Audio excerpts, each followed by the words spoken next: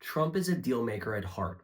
One area that opponents of Trump undervalue is that Donald Trump is a negotiator first and foremost. His ability to negotiate is uniquely part of who he is. He has internalized his art of the deal. The best way to think of his negotiating skills is that he anchors outside the norm. If you've ever negotiated someone, it's very frustrating when their opening bid is way outside what is reasonable. If you're negotiating with someone with multiple iterations, you won't do this. But Donald Trump doesn't act like that. He acts as if he's only going to negotiate with you once. And so as a result, Trump's opening bids are always way outside the norm.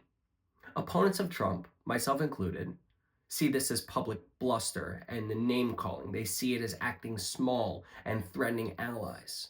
But it's actually just him publicly anchoring way outside the norm of what is reasonable.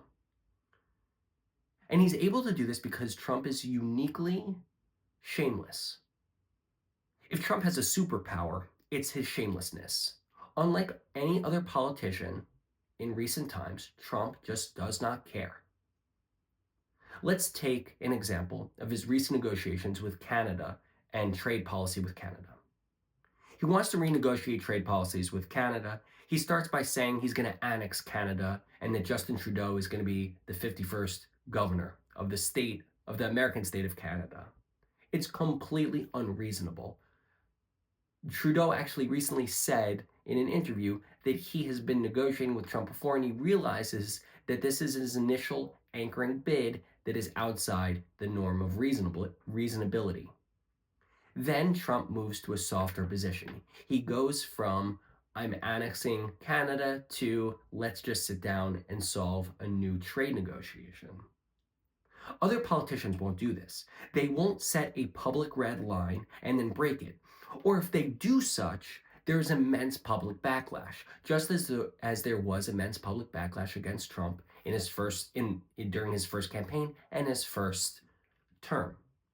Trump, at this point, does it so frequently that it's become accepted behavior.